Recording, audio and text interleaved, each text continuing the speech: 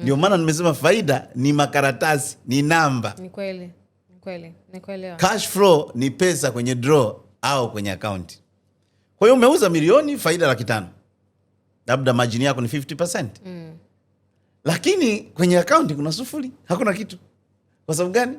Umetumia hela yote kufanya manunuzi au umetumia. Kwa hiyo profit is not a deal until cash flow is a king. Wow. Unaweza ukatengeneza mafaida lakini ukafilisika kwa sababu kila faida unapoitengeneza inaliwa. Sasa kuna biashara inaweza kuonyesha faida, kwa mfano unaonyesha kabisa faida yako mwezi huu ni milioni 3. Lakini ukiangalia kwenye account hamna kitu. Na hii ndio inawachanganya wafanya biashara. Ndio. Milioni 3 ninaiona hii hapa, hii milioni 3 ipo. Kuna mteja wangu niwahi kumfanyia consultation, nikamwambia hebu nipe mfumo, nikaingia. Nikakuta mwezi uliopita ametengeneza faida milioni 25. Nikamwambia sikwambia engineer, hapa naziona. Lakini